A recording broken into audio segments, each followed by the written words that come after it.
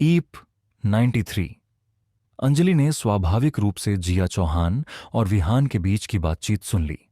उसने शुरू में सोचा था कि वह महिला उसके जैसी ही है, कोई ऐसी जो विहान की पहचान के बारे में जानने को उत्सुक है। हालांकि ऐसा लग रहा था कि वे दोनों एक दूसरे को जानते थे। इसके अलावा उनकी बातचीत की विषय वस्तु इतनी अस्पष्ट थी कि ऐसा लग रहा था कि वे दोनों एक जोड़े थे। उसे आखिरकार समझ में आ गया कि विहान उसकी सुंदरता से क्यों प्रभावित नहीं हुआ था। क्या मजाक है, इतनी बेमिसाल सुंदरता के होते हुए भी वह उसके जैसी किसी की ओर कैसे आकर्षित हो सकता है। किसी कारण से अंजलि को थोड़ा गुस्सा और नाखुशी महसूस हुई। वह गुस्से में उठकर चली गई। यह देखकर कि अंजलि चली गई है, आयुषी को भी लगा कि उसे इधर उधर नहीं बैठना चाहिए। वह इस स्थिति में तीसरा पहिया नहीं बनना चाहती थी, इसलिए उसने शौचालय जाने का नाटक किया और उसके बाद गायब हो गई। केवल जिया चौहान और विहान ही बचे थे। जिया चौहान ने आलस से अपना शरीर फैलाया। वह थोड़ा ऊब महसूस कर रही थी। उसने विहान से पूछा, क्या तुम वाकई नीलामी में भाग लेने की योजना बना रहे हो? इस बार तुम कितने पैसे साथ लाए हो? 90 मिलियन, विहान ने हल्के से जवाब दिया। पैसे के मूल्य के बारे में उसकी समझ सीमित थी, लेकिन उसने अनुमान लगाया कि वह इन 90 मिलियन से शायद काफी कुछ खरीद पाएगा। यह सबसे अच्छा होगा अगर वह गोली बनाने की भट्टी के अलावा एक हथियार भी खरीद सके। खांसी खांसी, जिया चौहान, जिसने अभी अभी पानी का घूंट लिया था, लगभग घुट गई। उसकी छाती ऊपर नीचे हो रही थी, जो अपने आप में एक शानदार नजारा था। उसने विहान की तरफ आंखें घुमाई और कहा, विहान, क्या तुम सच में नहीं जानते या सिर्फ दिखावा कर रहे हो? क्या तुम इतने कम पैसे में इस कार्रवाई में भाग लेने के बारे में वाकई गंभीर हो? मुझे सच में नहीं पता कि तुम्हें निमंत्रण कैसे मिला। क्या 90 मिलियन पर्याप्त नहीं है? विहान ने आश्चर्य से पूछा। जिया चौहान ने असहाय होकर अपना सिर हिलाया। उसी समय उसने विहान को एक लंबी नजर से देखा और जल्द ही महसूस किया कि उसकी अभिव्यक्ति बनावटी नहीं लग रही थी। उसने कहा, ऐसा लगता है कि तुम सच में अनजान हो। मुझे लगता है मुझे तुम्हें सब कुछ समझाना होगा। यह नीलामी 2 खंडों में विभाजित है। पहले खंड में प्राचीन वस्तुएं, पेंटिंग और अन्य वस्तुएं होंगी जो आम लोगों को ध्यान में रखकर बनाई गई हैं। दूसरे खंड में मार्शल आर्ट से संबंधित वस्तुएं हैं। ये कल्टीवेशन के मैनुअल, गोलियां, हथियार या शायद एक गोली बनाने की कड़ाही भी हो सकती है। इनमें से किसी भी एक वस्तु की कीमत कम से कम 100 मिलियन युआन होगी। क्या तुम्हें लगता है कि तुम सिर्फ उन 10 मिलियन युआन से दूसरी नीलामी से कुछ भी प्राप्त कर पाओगे? विहान का सिर धड़क रहा था। जिया चौहान की जानकारी के अनुसार गोली बनाने की कड़ाही शायद बहुत कीमती थी। उसके पास पर्याप्त पैसे नहीं थे। क्या वह उन्हें लूटने जा रहा था? नहीं, वह उस तरह का व्यक्ति नहीं था। उसे अचानक कुछ सूझा। उसने अपना सिर उठाया और जिया चौहान का हाथ पकड़ लिया। अगर ऐसा है तो क्या मैं अपनी चीजें नीलामी के लिए रख सकता हूं? जिया चौहान दंग रह गई। उसने आपत्तिजनक हाथ पर नजर डाली और अपना हाथ खींचने की कोशिश की, लेकिन जल्द ही उसे पता चला कि वह छोड़ा नहीं सकती, इसलिए उसने हार मान ली। स्वाभाविक रूप से उसने अनुमान लगा लिया था कि विहान क्या नीलाम करना चाहता था। यह कोई और नहीं बल्कि वह गोली का फार्मूला था। कॉस्मेटिक कंपनियों के लिए गोली का फार्मूला बेशक एक अनमोल खजाना था, लेकिन अगर इसे यहां नीलामी के लिए रखा जाता तो शायद इसकी कीमत करोड़ों में ही होती। इससे भी महत्वपूर्ण बात यह है कि यहां शायद कोई खरीदार भी न हो। आखिरकार दूसरी नीलामी में भाग लेने वाले सभी प्राचीन मार्शल कलाकार थे। फिर भी वह विहान के उत्साह को कम नहीं करना चाहती थी, इसलिए उसने कहा, बेशक तुम कर सकते हैं। तुम्हारे जैसे कई लोग हैं। ऊपर एक अस्थायी नीलामी मूल्यांकन केंद्र स्थापित किया जाना चाहिए। तुम उस गोली के फार्मूले के साथ अपनी किस्मत आजमा सकते हो, लेकिन हो सकता है कि दूसरा पक्ष ऐसा न करे। जिया चौहान अपनी बात पूरी कर पाती उससे पहले ही विहान वहां से चलाया। जिया चौहान ने विहान के बेचैन व्यवहार को देखकर असहाय होकर अपना सिर हिलाया। विहान, विहान, तुम शायद निराश हो जाओगे, मैंने उस गोली के फार्मूले के लिए उस समय बहुत ज्यादा कीमत लगाई थी, क्योंकि कंपनी को इसकी बहुत जरूरत थी। हालांकि इन प्राचीन मार्शल आर्ट चिकित्सकों के लिए ऐसा फार्मूला बिल्कुल भी उल्लेख करने लायक नहीं है। आह, बेशक विहान वास्तव में उस गोली के फार्मूले की नीलामी नहीं करने जा रहा था। वह एक वास्तविक गोली की नीलामी करने जा रहा था। उस दिन तन्मय की प्रतिक्रिया को देखते हुए शायद रिवर सिटी या शायद हुआक्सिया में भी बहुत कम कीमियागर थे। कोई चीज जितनी दुर्लभ होगी उतनी ही मूल्यवान होगी। औषधीय गोली बहुत मूल्यवान होनी चाहिए। कुछ समय बाद विहान आखिरकार उस नीलामी मूल्यांकन केंद्र पर पहुंच गया जिसका जिक्र जिया चौहान ने किया था। अंदर ज्यादा लोग नहीं थे, सिर्फ 40 साल की एक महिला और 3 बूढ़े आदमी थे। इससे भी ज्यादा आश्चर्य की बात यह थी कि वे चारों असल में महाजोंग खेल रहे थे। हाँ, मैं जीत गया, पैसे चुकाओ, पैसे चुकाओ।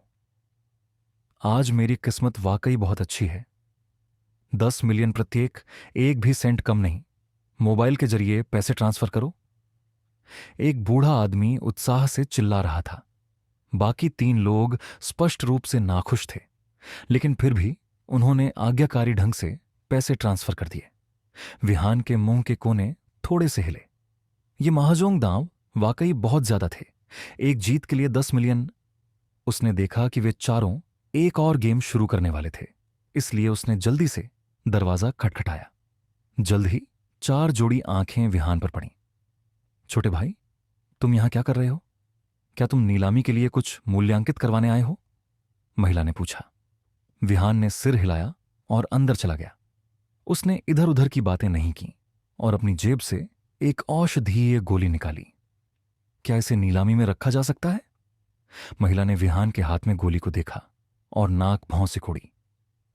यह क्या बकवास है? क्या तुम इस बूढ़ी औरत को कैंडी के टुकड़े से बेवकूफ बनाने की कोशिश कर रहे हो? चले जाओ। विहान का चेहरा गुस्से से भर गया। जैसे ही वह भड़कने वाला था, बूढ़े आदमी ने, जो अभी अभी जीता था, अचानक विहान के हाथ में औषधीय गोली देखी। उसने अपनी टाइलें खिसकाईं और जल्दी से भागकर विहान के पास आया, यहां तक कि महिला को धक्का भी दे दिया। महिला लगभग जमीन पर गिर गई। बूढ़े आदमी देवराज, तुम क्या कर रहे हो? बूढ़े आदमी देवराज ने विहान के हाथ में औषधीय गोली को देखा और उसकी सांसें तेज हो गईं। उसने अपने हाथों को आपस में रगड़ा और कहा, छोटे भाई, क्या मैं इसे देख सकता हूं? विहान ने सिर हिलाया और उसे थमा दिया। बूढ़े आदमी देवराज ने गोली ली और उसे सूंघा। उसका चेहरा बदल गया। उसने अपनी जेब से एक आवर्धक कांच निकाला और गोली को ध्यान से देखा। बाकी लोगों को लगा कि कुछ गड़बड़ है और वे भी उसके पास आ गए। अचानक बूढ़ा आदमी देवराज सदमे में चिल्लाया। उसका शरीर कांप उठा और उसने कहा, गोली के पैटर्न, ये गोली के पैटर्न हैं। ये एक असली औषधीय गोली है। जब बाकी लोगों ने गोली के पैटर्न शब्द सुने तो वे दंग रह गए और जल्दी से उसके पास पहुंच गए। बूढ़े आदमी देवराज, मुझे इसे देखने दो। यह वास्तव में एक औषधीय गोली है? हे भगवान, हालांकि इस गोली का आकार साधारण है, लेकिन पैटर्न की रेखाएं स्पष्ट हैं और औषधीय सुगंध तेज है। क्या इसे हाल ही में परिष्कृत किया गया है? क्या यह हो सकता है कि कोई कीमियागर प्रकट हुआ हो? सी। सभी ने चौंक कर विहान को देखा। उन्होंने उत्साह से कहा, छोटे भाई, तुम्हें यह कहां से मिली? जल्दी करो, जल्दी से हमें बताओ। विहान की अभिव्यक्ति अजीब थी जब उसने उनके बूढ़े लाल हुए चेहरों को देखा। क्या यहां कोई कीमियागर नहीं था? एक भी नहीं। क्या यह हो सकता है कि वह हुआक्सिया में बचा हुआ एकमात्र कीमियागर था? ईप 94। जब इन बुजुर्गों ने देखा कि विहान कोई जवाब नहीं दे रहा है तो वे चिंतित हो गए। छोटे भाई, यह मामला हमारे लिए बहुत महत्वपूर्ण है। कृपया हमें सच बताओ। विहान की आंखें सिकुड़ गईं। स्वाभाविक रूप से वह लोगों के इस समूह को सच्चाई नहीं बताएगा। अपने बॉस से बात करवाओ। यह सुनकर आखिरकार सभी ने प्रतिक्रिया व्यक्त की। वे वास्तव में बहुत चिंतित थे। ऐसा कोई तरीका नहीं था जिससे वह उन्हें इतनी महत्वपूर्ण बात बता सके। बूढ़े आदमी देवराज ने जल्दी से विहान से कहा, छोटे भाई, कृपया मेरे पीछे आओ। ठीक है। विहान बूढ़े आदमी के पीछे पीछे लिफ्ट में गया, 10वीं मंजिल तक गया। फिर उसे लिफ्ट से बाहर ले जाया गया और जल्द ही वह कमरा नंबर 001 वाले एक दरवाजे के सामने पहुंच गया। बूढ़े आदमी ने हल्के से दरवाजा खटखटाया और एक आलसी सी महिला की आवाज ने जवाब दिया, अंदर आ जाओ। छोटे भाई, कृपया थोड़ी देर बाहर रुको, बूढ़े आदमी देवराज ने कहा। ठीक है। कमरा 001 के अंदर 30 साल की एक महिला सोफे पर बैठी थी। उसने हल्के गुलाबी रंग का चोंगसम पहना हुआ था जो उसके सुडौल शरीर को दिखा रहा था। महिला ने बूढ़े आदमी की तरफ एक नजर भी नहीं डाली। उसने उदासीनता से पूछा, क्या बात है? बूढ़े आदमी ने सिर झुकाकर सावधानी से कहा, मिस, कोई व्यक्ति नीलामी के लिए कुछ रखना चाहता है। आप इस मामले पर निर्णय ले सकते हैं। महिला की आंखें बंद थीं और उसके चारों ओर हवा का हल्का प्रवाह उसे रहस्यमयी बना रहा था। लेकिन मिस, दूसरे पक्ष ने एक औषधीय गोली निकाली।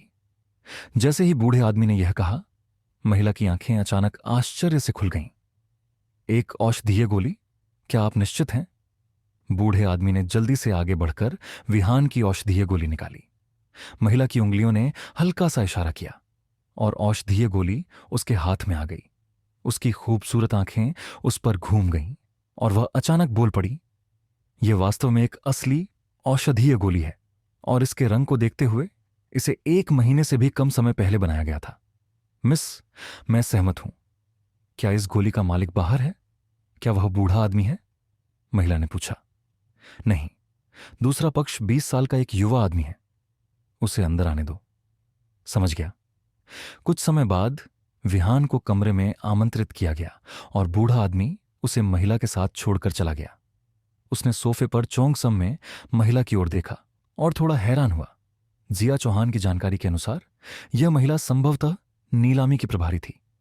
30 साल की एक महिला वास्तव में बड़ी बॉस थी। बैठो, चौंगसम में महिला ने कहा।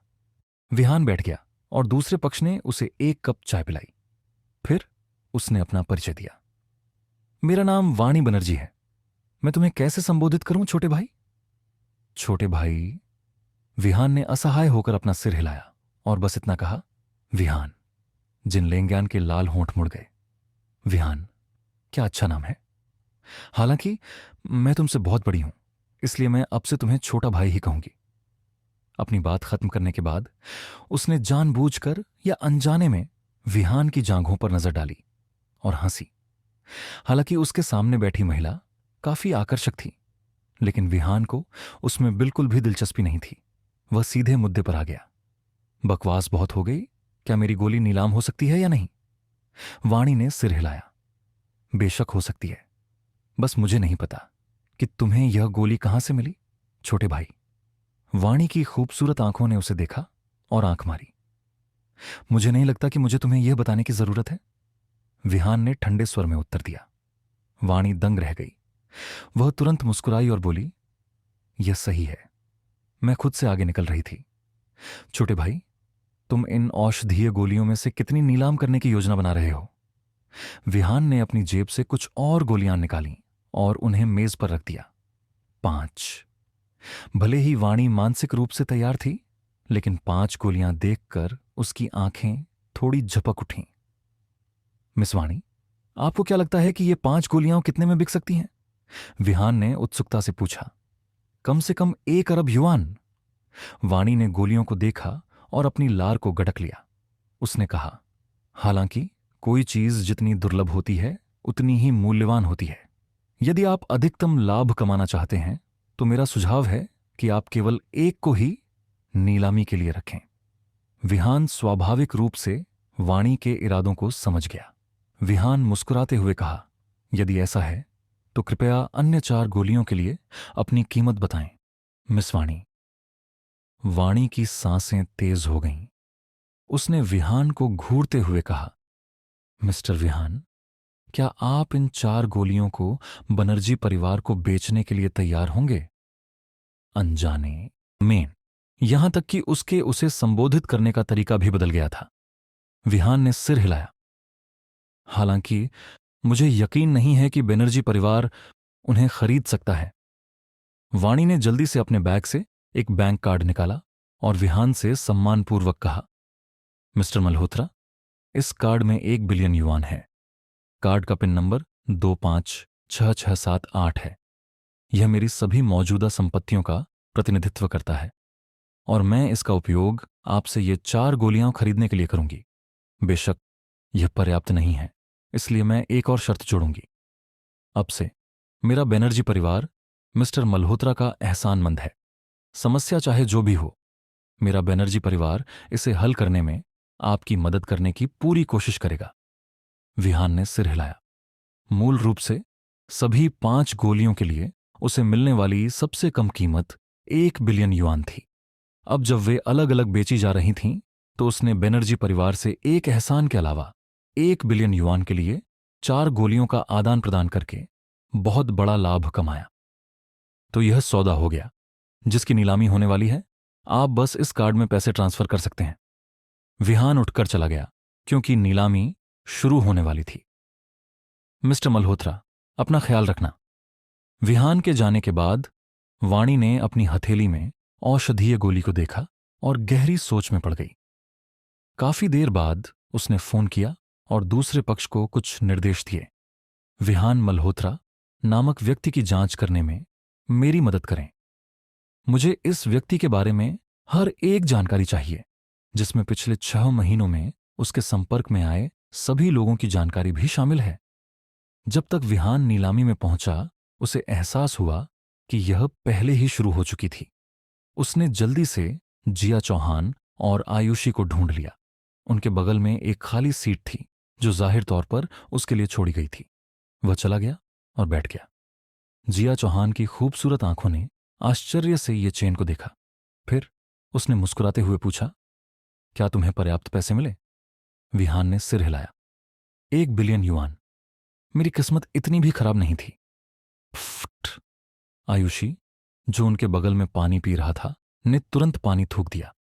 जिया चौहान ने विहान की ओर आंखें घुमाईं। तुम सिर्फ एक पल के लिए गए थे, फिर भी तुम्हारी शेखी बघारने की तकनीक में काफी सुधार हुआ है। क्या तुम्हारा बेवकूफ फॉर्मूला वास्तव में 1 बिलियन युआन में बिक सकता है? देखो, आयुषी भी तुम पर विश्वास नहीं करती हैं। विहान ने उसकी बात पर ध्यान नहीं दिया और अपना ध्यान सीधे मंच पर केंद्रित कर दिया। उस समय एक प्रसिद्ध पेंटिंग की नीलामी हो रही थी। कीमत पहले ही 40 मिलियन तक बढ़ा दी गई थी। अंत में एक अधेड़ उम्र के व्यक्ति ने चश्मा पहना हुआ था। अगला आइटम पहले खंड का अंतिम आइटम है। इसे टीयर्स ऑफ द स्टार्स कहा जाता है। यह जियांगन प्रांत के आभूषण मास्टर सुरेश की मृत्यु से पहले की अंतिम कृति है। दुर्भाग्य से यह केवल आधा अधूरा उत्पाद है। ऐसा कहा जाता है कि एक बार जब पुराने मास्टर सुरेश ने इसे पूरा कर लिया, तो वह इसे अपनी पोती को देने वाले थे। दुर्भाग्य से ऐसा कभी नहीं हुआ, क्योंकि इसे पूरा करने से पहले ही उनका निधन हो गया। नीलामी की वस्तु कुछ साल पहले चुरा ली गई थी। पिछली बार यह 5 साल पहले देश एफ में एक नीलामी में दिखाई दी थी। इस बार इसे विदेश से एक कलेक्टर ने योगदान दिया था। शुरुआती कीमत 60 मिलियन है और प्रत्येक बोली वृद्ध 2 मिलियन से कम नहीं होनी चाहिए। शुरू में विहान को इस चीज में बहुत दिलचस्पी नहीं थी।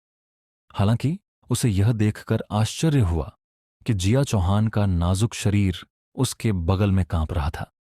उसने पलटकर देखा कि जिया चौहान की आंखें लाल थीं। उसके गालों पर आंसू टपक रहे थे। उसकी पतली उंगलियां आर्मरेस्ट को कसकर पकड़ रही थीं और वह मंच पर स्टार्स ऑफ टीयर्स को देख रही थी। वह बेहद उत्तेजित थी।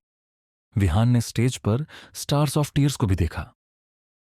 क्या यह हो सकता है कि होस्ट ने जो कहानी सुनाई थी वह सच थी? जिया चौहान मास्टर सुरेश की पोती थी। App 95, 65 million. सूट पहने एक अमीर लड़के ने अपनी बोली लगाई। मास्टर सुरेश हुआक्सिया के शीर्ष आभूषण मास्टर्स में से एक थे। उनका अंतिम काम निश्चित रूप से बहुत अधिक कीमत का था। इसके अलावा हार अभी भी अधूरा था। एक अधूरे हार का मूल्य कभी कभी लग्जरी बाजार में तैयार हार के मूल्य से कहीं अधिक होता है। 68 मिलियन। रिवर सिटी के प्रसिद्ध कलेक्टर रामनाथ ने भी अपनी बोली लगाई। 70 मिलियन। जिया चौहान ने अपने लाल होंठों को काटा, क्योंकि वह बोलियों को सुन रही थी जो उसके कानों में गूंज रही थीं। उसे उस पल खुद से नफरत हो रही थी। उसे इस समय चौहान परिवार से संबंध क्यों तोड़ने पड़े? अगर वह ऐसा नहीं करती तो वह सिर्फ टीयर्स ऑफ द स्टार्स पर अपना हाथ रखने के लिए मैग्निफिसेंट समूह को बेच देती। दुर्भाग्य से वह इस आइटम के लिए बोली लगाने के लिए पर्याप्त पैसे नहीं जुटा पाई। उसने अवचेतन रूप से विहान की ओर देखा। पहले तो वह चाहती थी कि विहान उसकी बोली लगाने में मदद करे, लेकिन जब 92 मिलियन की बोली उसके कानों में पड़ी तो उसकी आखिरी उम्मीद टूट गई। अब विहान भी इसके लिए बोली नहीं लगा सकता था। विहान ने स्वाभाविक रूप से जिया चौहान की चिंता को देखा। वह खड़ा हुआ और बोला, मैं शौचालय जा रहा हूं। ठीक है। जिया चौहान निराश महसूस कर रही थी। कुछ ही समय बाद विहान ने वाणी को ढूंढ लिया।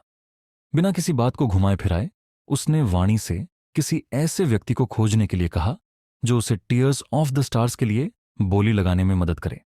वाणी काफी उत्सुक थी। वह समझ सकती थी कि विहान के पास कुछ हद तक साधना है, इसलिए यह संभावना थी कि वह एक प्राचीन मार्शल आर्ट व्यवसायी था। लेकिन एक प्राचीन मार्शल कलाकार ऐसे साधारण आभूषण के लिए बोली क्यों लगाएगा? क्या वह इसे किसी महिला के लिए खरीद रहा था? यह कैसा रहेगा? मिस्टर मल्होत्रा, यह फोन ले लीजिए। अगर आप किसी चीज के लिए बोली लगाना चाहते हैं और आपके लिए व्यक्तिगत रूप से बोली लगाना असुविधाजनक है, तो आप इस फोन के जरिए मुझसे संपर्क कर सकते हैं। मैं आपके लिए बोली लगाने के लिए किसी को बुला लूंगी, वाणी ने कहा। विहान ने उसके पास ले फोन लिया। उसे वाणी के बारे में अच्छी धारणा थी। ऐसा लग रहा था कि उसके पीछे के परिवार ने उसे इस नीलामी का प्रभारी अच्छे कारण से बनाया है। वैसे mister Malhotra, tears of the stars की कीमत 96 मिलियन तक पहुंच गई है। क्या मैं जान सकती हूं कि आपकी अंतिम सीमा क्या है? मेरा सुझाव है कि आप अपनी बोली को 100 मिलियन पर सीमित रखें, वाणी ने कहा। विहान की आंखें सिकुड़ गईं। कुछ सोचने के बाद उसने गंभीर स्वर में उत्तर दिया, बस इसके लिए 200 मिलियन की बोली लगाओ। अगर कोई मुझसे ज्यादा बोली लगाता है तो बोली में 1 अरब और जोड़ दो। यह सुनकर वाणी दंग रह गई। हालांकि वह जानती थी कि विहान के पास अभी कम से कम 1 अरब युआन है, लेकिन स्विंग सभी चौंक गए। किसी ने वास्तव में टीयर्स ऑफ द स्टार्स के लिए 200 मिलियन की पेशकश की, जो कि एक अधूरा आभूषण था। क्या वह व्यक्ति पागल था? क्या उसके पास इतना पैसा था और इसे खर्च करने के लिए कोई जगह नहीं थी? जिया चौहान की खूबसूरत आंखें सदमे से भरी हुई थीं। उसने खुद को चिल्लाने से रोकने के लिए अवचेतन रूप से अपना मुंह भी ढक लिया। इस समय पिछली सबसे ऊंची बोली लगाने वाले अमीर बदमाश का चेहरा बेहद पीला पड़ गया था। इस हैक के अचानक प्रकट होने से उसकी योजना पूरी तरह से बाधित हो गई थी। सबसे महत्वपूर्ण बात यह है कि वह उस बोली का मुकाबला नहीं कर सका। 200 मिलियन एक बार जा रहा है, 200 मिलियन, 200 मिलियन 3 बार जा रहा है। सोल्ड। चलो इसे बधाई देते हैं। उम्मा। मिस्टर जो नाम नहीं बताना चाहते। विहान को छोड़कर सभी के चेहरे पर एक अजीब भाव था, जिसके होठों पर एक रहस्यमयी मुस्कान थी। कुछ दिन पहले उसने प्रियंका और जिया चौहान की बातचीत सुनी थी और पाया था कि जिया चौहान का जन्मदिन जल्द ही आने वाला था। जब वह दिन आएगा तो वह उसे यह हार देगा। इस समय अमीर गुंडा खड़ा हो गया जैसे कि वह पागल हो गया हो। कोई 200 मिलियन की बोली कैसे लगा सकता है? बोली नीलामी घर द्वारा हेरफेर की गई थी। इससे पहले कि वह आगे कुछ कह पाता, वाणी, जो चोंगसम पहने हुए थे, नीलामी स्थल पर दिखाई दी। क्या आप मेरे बनर्जी परिवार की ईमानदारी पर संदेह कर रहे हैं? जब वहां मौजूद सभी लोगों ने वाणी को देखा तो वे सभी चौंक गए। ऐसा इसलिए था क्योंकि रिवर सिटी के मार्शल आर्ट परिवार, बनर्जी परिवार की प्रवक्ता आखिरकार अपनी उपस्थिति दर्ज करा चुकी थी। हालांकि अमीर गुंडा नहीं जानता था कि उसके सामने खड़ी महिला कौन है, लेकिन वह कमरे के माहौल को पढ़ सकता था। उसने जल्दी से कहा, नहीं नहीं, हम्फ। वाणी ने ठंडी आवाज में कहा, गार्ड्स, इस आदमी को घसीटकर बाहर ले जाओ और इसके हाथ पैर तोड़ दो। उसकी आवाज बहुत ही दबंग थी। यही बनर्जी परिवार की नींव थी। अगले ही सेकंड अमीर लड़के को वॉक्सिन ट्यूनिक सूट पहने दो आदमी घसीट कर ले गए। वह पागलों की तरह संघर्ष करता हुआ चिल्लाया, मैं धर्मेश जडेजा, तुम मेरे साथ ऐसा नहीं कर सकते। वाणी की आंखें ठंडी थीं। अब से रिवर सिटी के जडेजा परिवार को हमारे नीलामी स्थल में कभी भी पैर रखने की मनाही है। जो कोई भी इस आदेश का उल्लंघन करेगा उसे बिना किसी दया के मार दिया जाएगा। सिर्फ दो वाक्यों से माहौल दमघोंटू हो गया। रिवर सिटी में आम परिवार स्वाभाविक रूप से वाणी की पहचान से अनजान थे। केवल प्राचीन मार्शल आर्ट अभ्यासी और रिवर सिटी के शीर्ष परिवार ही जानते थे कि रिवर सिटी में बनर्जी परिवार दो शब्दों का क्या मतलब है। फिर वाणी ने विहान पर एक नजर डाली, जो अभी भी बैठा हुआ था, और फिर बीच में आकर खड़ा हो गई। इसके बाद मैं नीलामी के दूसरे खंड की शुरुआत की घोषणा करती हूं। हालांकि मैं सभी को एक संकेत दूंगी, आज की अंतिम वस्तु अब 100 जड़ी बूटियों वाली कड़ाही नहीं है। इसकी जगह एक नई वस्तु होगी। जैसे ही ये शब्द बोले गए, 100 जड़ी बूटी वाली कड़ाही लेने आए। लोगों के हाव भाव बदल गए। वे अब कड़ाही पर पूरी तरह से दांव नहीं लगाना चाहते थे। चूंकि वाणी ने यह बताने के लिए समय निकाला था, इसलिए आखिरी वस्तु 100 जड़ी बूटी वाली कड़ाही से ज्यादा कीमती होनी चाहिए थी। हमारी पहली वस्तु यह सुनहरे धागे वाली पोशाक है। इसकी शुरुआती बोली 90 मिलियन युआन है। सातवीं वस्तु मोशैली की तलवार कला पुस्तिका है। इसकी शुरुआती कीमत 150 मिलियन युआन है। आया 16 करोड़, दो 180 मिलियन। दूसरे विहान को किसी भी चीज में दिलचस्पी नहीं थी। उसके लिए इनमें से ज्यादातर वस्तुएं बेकार थीं। उसके नजरिए से सुनहरे धागे वाली पोशाक और दूसरी मार्शल आर्ट पुस्तिकाएं कचरे से अलग नहीं थीं। हालांकि ये प्राचीन मार्शल आर्ट अभ्यासी उन पर पागलों की तरह लड़ रहे थे। ऐसा लग रहा था कि हुआक्सिया और उस जगह के बीच का अंतर बहुत ज्यादा था। लोगों के समूह ने सोचा कि वे उच्च और शक्तिशाली हैं, लेकिन वे नहीं जानते थे कि वे उस स्थान में धूल के कणों की तरह महत्वहीन थे। अंत में मो शैली की तलवार कला पुस्तिका एक महिला ने जीती, जिसने 28 करोड़ की बोली लगाई। वाणी की नजर अनजाने में विहान पर पड़ी। उसने महसूस किया कि अब तक विहान ने एक भी बोली नहीं लगाई थी। क्या इस आदमी की दिलचस्पी केवल स्टार्स ऑफ द टीयर्स में थी? उसने इसके बारे में सोचना बंद कर दिया और 3 विशेषज्ञों से एक बड़ा बॉक्स लाने को कहा। जब बॉक्स खोला गया तो उसमें एक प्राचीन कांस्य कड़ाही निकली। यह मूल रूप से आज के लिए अंतिम नीलामी आइटम था। यह अब दूसरा अंतिम आइटम है। इसे बनर्जी परिवार ने माउंट शेनॉन्ग पर दुर्घटनावश प्राप्त किया था। इस कड़ाही को 100 जड़ी बूटी वाली कड़ाही कहा जाता है। इसका उपयोग दवा को परिष्कृत करने के लिए किया जा सकता है और इसे संग्रहकर्ता की वस्तु के रूप में भी रखा जा सकता है। इसकी शुरुआती कीमत 300 मिलियन युआन है और प्रत्येक बोली वृद्ध 10 मिलियन युआन से कम नहीं होनी चाहिए। धमाका। इस समय विहान की आंखें जुनून से जल रही थीं और उसकी सांसें काफी तेज हो गई थीं।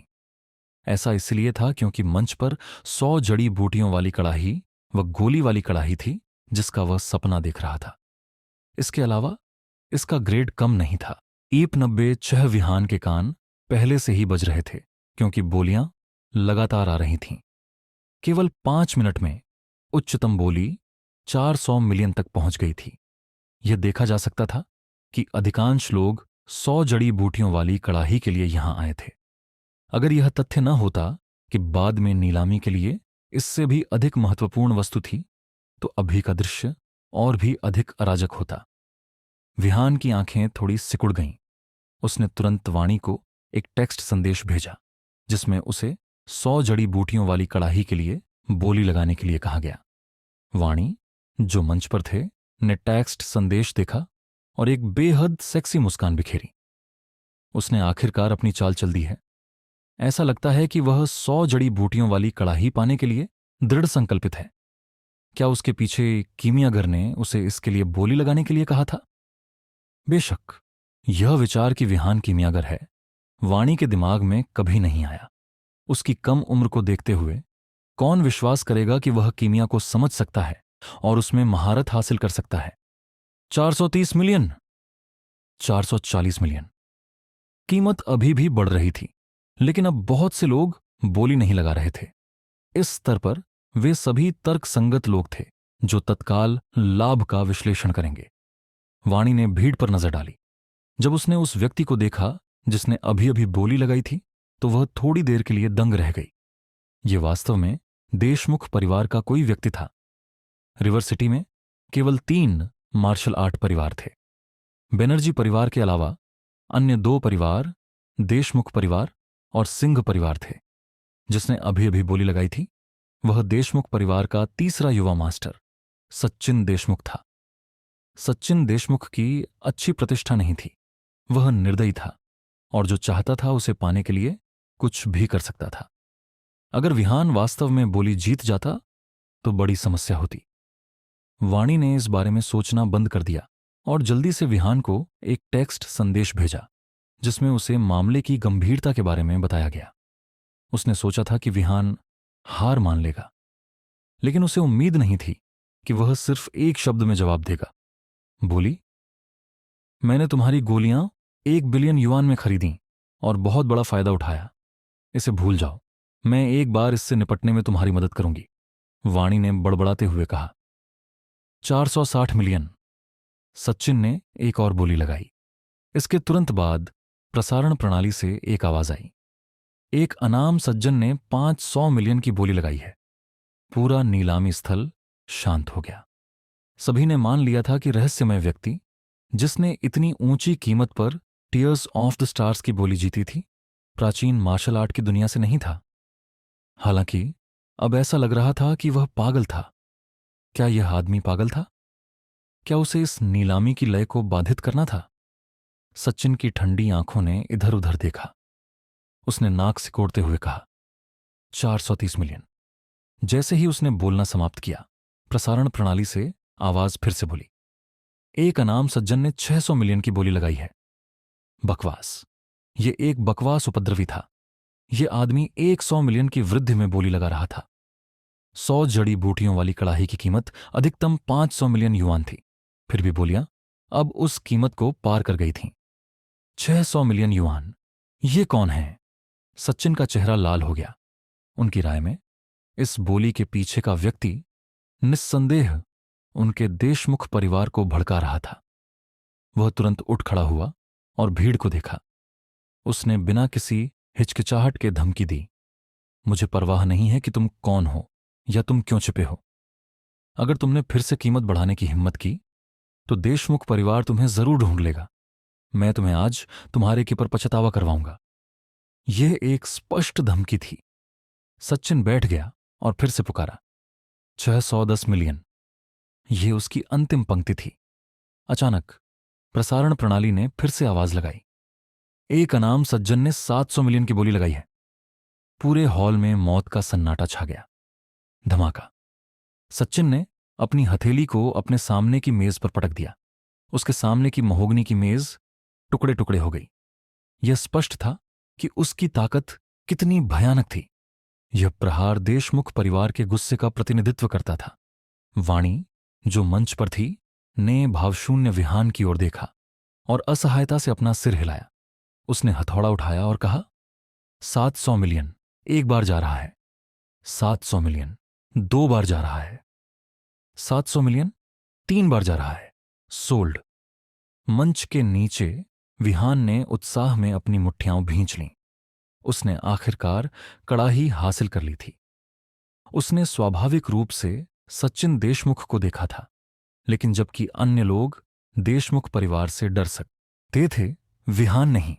अगर यह सचिन देशमुख वास्तव में उसे नाराज करता तो वह इस तथाकथित देशमुख परिवार को पूरी तरह से उखाड़ फेंकने में कोई आपत्ति नहीं करता। वाणी भी नहीं चाहती थी कि हर कोई इस मामले पर ज्यादा बात करे। इसलिए उसने ताली बजाई और एक बूढ़ा आदमी बहुत सावधानी से एक बॉक्स को स्टेज पर लाया। उसने बॉक्स पर नजर डाली और दर्शकों से कहा, मेरे बनर्जी परिवार ने अभी अभी यह आइटम प्राप्त किया है, इसलिए यह कहना अतिशयोक्ति नहीं होगी कि यह अमूल्य है। आप सभी अनुमान क्यों नहीं लगाते कि यह क्या हो सकता है? स्टेज के नीचे से कई आवाजें तुरंत विभिन्न अनुमानों के साथ गूंज उठीं। 1 मिनट बाद वाणी ने अपना सिर हिलाया। हर कोई गलत है। मिस बनर्जी, हमें सस्पेंस में मत रखो, जल्दी करो और हमें बताओ, किसी ने उत्सुकता से कहा। वाणी ने मुस्कुराकर बॉक्स खोला। एक तेज औषधीय सुगंध ने तुरंत हॉल को भर दिया। फिर उसने जवाब दिया, मैंने, वाणी बनर्जी ने, व्यक्तिगत रूप से इस आइटम का मूल्यांकन किया है। यह एक प्रामाणिक औषधीय गोली है। इसकी शुरुआती कीमत 400 मिलियन है। प्रत्येक बोली वृद्धि 30 मिलियन से कम नहीं होनी चाहिए। जैसे ही उसने यह कहा, 1 दर्जन से ज्यादा लोग खड़े हो गए। उनकी सांसें तेज हो गईं और उनकी नजरें स्टेज पर रखी गोली पर टिक गईं। औषधीय गोलियां न केवल चोटों को ठीक कर सकती हैं, वे किसी की साधना को भी बहुत बढ़ा सकती हैं। यह कुछ ऐसा था जो केवल हुआक्सिया की मार्शल आर्ट की दुनिया की किंवदंतियों में ही मौजूद था। धिक्कार है, ऐसा कुछ वास्तव में एक नीलामी में दिखाई दिया था। अगर किसी और ने इसकी घोषणा की होती तो शायद वे इस पर विश्वास नहीं करते, लेकिन वाणी बनर्जी ने व्यक्तिगत रूप से इसकी पुष्टि की थी, तो यह नकली कैसे हो सकता है? थोड़ी देर की खामोशी के बाद 1 दर्जन से ज्यादा लोगों ने पागलों की तरह अपनी बोलियां लगानी शुरू कर दीं। पलक झपकते ही कीमत 400 मिलियन से 500 मिलियन हो गई। एक पल बाद यह 500 मिलियन से 600 मिलियन हो गई। विहान, क्या वह चीज वाकई इतने पैसे की है? जिया चौहान थोड़ा हैरान थी। यह पहली बार था जब उसने इतनी पागल बोली युद्ध देखा था। ओह, मैं भूल गई कि तुम आज ही मार्शल आर्ट की दुनिया से रूबरू हुए हो। विहान का हाव भाव थोड़ा अजीब था। यह सच था कि कोई चीज जितनी दुर्लभ होती है उतनी ही मूल्यवान होती है। अब उसे लगा कि बनर्जी परिवार को उसने जो गोलियां बेची थीं उनकी कीमत बहुत कम थी। हालांकि उसने इस मामले पर ज्यादा ध्यान नहीं दिया। आखिरकार इस गोली की अंतिम कीमत जितनी ज्यादा होगी, बनर्जी परिवार का उस पर उतना ही ज्यादा एहसान होगा। एक गहन बोली युद्ध के बाद गोली आखिरकार 800 मिलियन युआन में बिकी। विहान के मनोरंजन के लिए यह सचिन देशमुख था जिसने बोली जीती। उसने शायद अपने परिवार से कुछ 100 मिलियन युआन और मांगे थे। इसके साथ नीलामी सफलतापूर्वक संपन्न हुई। इसके बाद होटल में भोज था। विहान, चलो भोज में शामिल नहीं होते, हम साथ में वापस जा सकते हैं, जिया चौहान ने कहा। ओह ठीक है। क्या तुमने नहीं कहा था कि तुम्हारे पास 1 बिलियन युआन है? मैंने तुम्हें किसी चीज के लिए बोली लगाते क्यों नहीं देखा? विहान अजीब तरह से मुस्कुराया। आगे बढ़ो और थोड़ी देर आयुषी से बात करो, मैं शौचालय जा रहा हूं। जिया चौहान की खूबसूरत आंखें बेबसी से भरी हुई थीं। विहान, क्या तुम्हारी किडनी खराब हो रही है? तुम्हें बार बार शौचालय जाना पड़ता है। क्या तुम्हें वहां कोई समस्या है? चाहे यह काम करे या ना करे, अगर तुम इतनी उत्सुक हो तो तुम आज रात खुद इसका अनुभव कर सकती हो। इतना कहकर विहान जिया चौहान को शर्म से लाल करके वहां से चली गया। कमरा 001। विहान एक बार फिर वाणी से मिला। वाणी ने एक कार्ड निकाला और गंभीरता से कहा, मिस्टर मल्होत्रा, इस कार्ड में 1 अरब 500 करोड़ युआन है।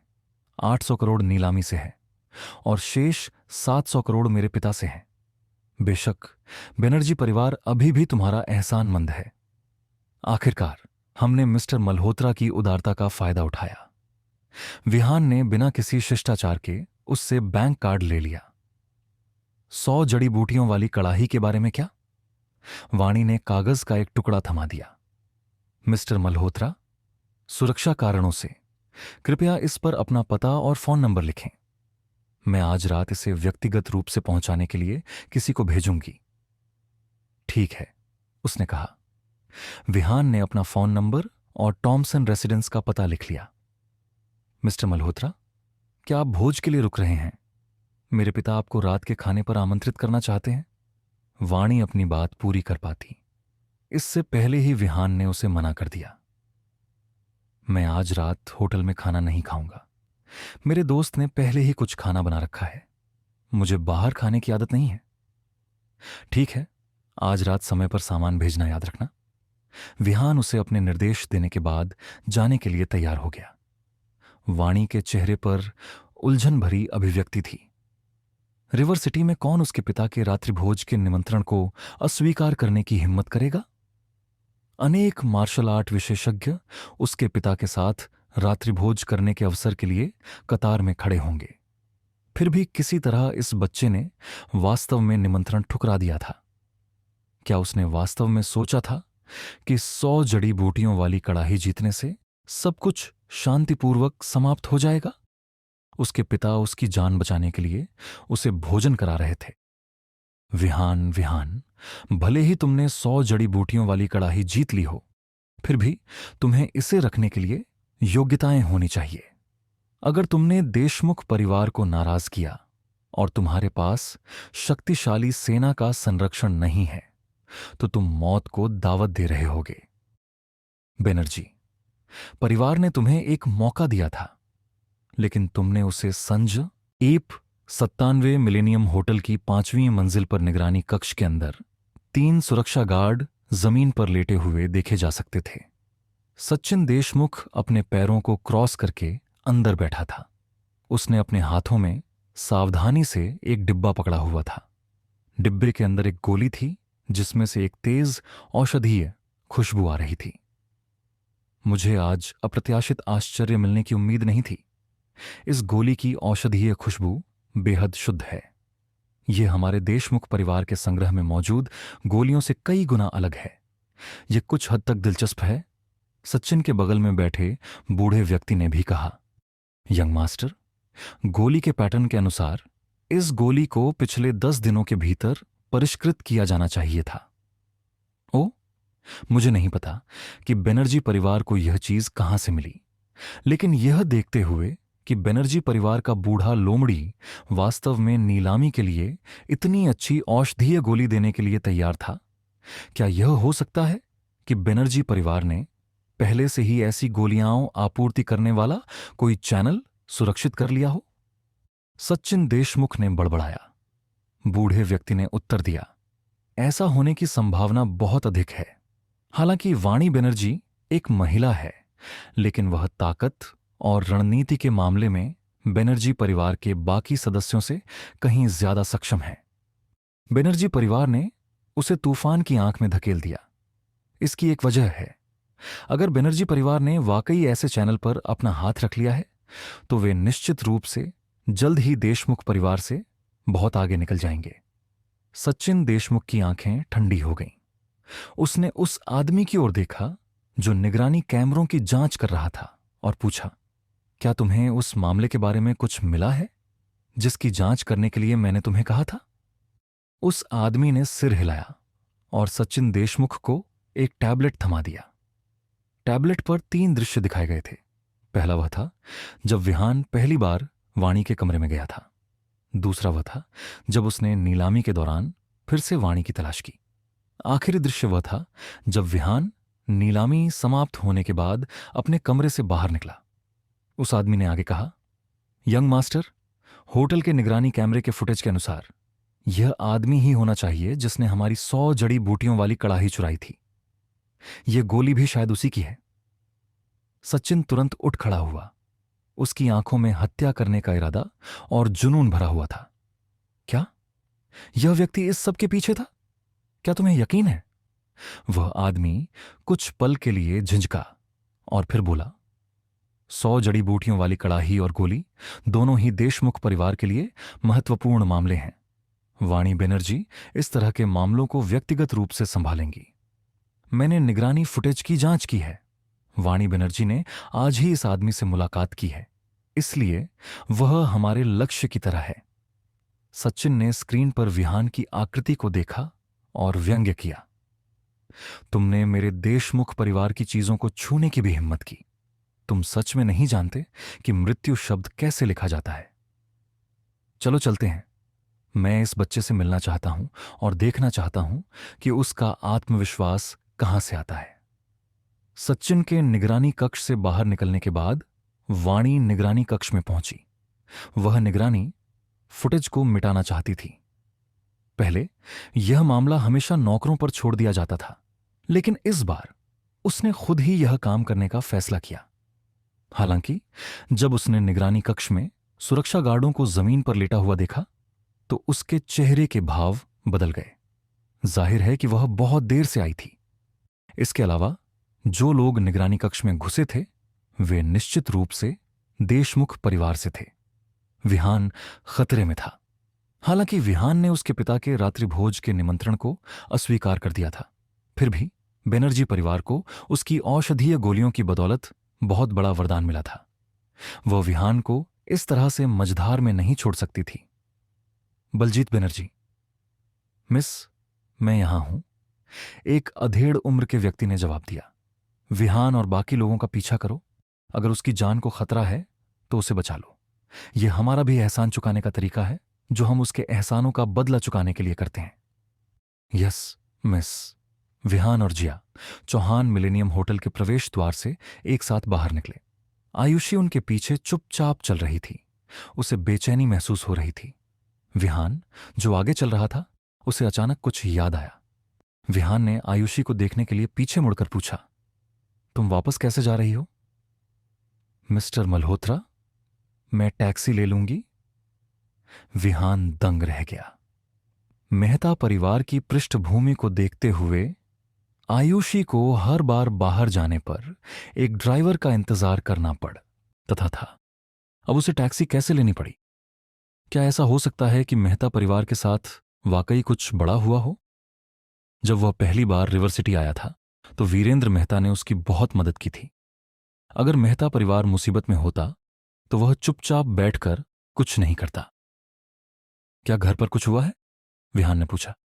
मिस्टर मल्होत्रा, नहीं नहीं, आयुषी ने अपना सिर हिलाते हुए हकलाते हुए कहा। विहान ने असहाय होकर आह भरी और अपना हाथ आगे बढ़ाया। मुझे अपना फोन दो। आयुषी ने वैसा ही किया जैसा उसे बताया गया था। विहान ने अपना नंबर डाला और आयुषी को फोन लौटा दिया। अगर वाकई कुछ हुआ तो बस मुझे कॉल कर देना। अगर मैं मदद कर सकता हूं तो करूंगा, बस इतना ही। मैं पहले निकल जाऊंगा। आयुषी ने विहान और जिया चौहान के जाने वाले चेहरों को देखा और उसकी आंखें लाल हो गईं। कुछ ही देर बाद उसका फोन बज उठा। जब उसने कॉलर आईडी देखी तो उसका चेहरा बेहद पीला पड़ गया। उसे जिसका डर था वह सच में हो गया। विहान, वह छोटी लड़की तुम्हें मिस्टर मल्होत्रा क्यों बुलाती रहती है? यह सुनने में बहुत औपचारिक और अप्रिय लगता है। जिया चौहान मुस्कुराई। वह बस बेतरतीब ढंग से मुझे ऐसे बुला रही है, उसके लिए धन्यवाद। मैं एक बूढ़े आदमी की तरह महसूस करता हूं। विहान चौराहे पर खड़ा था और उसने टैक्सी बुलाई।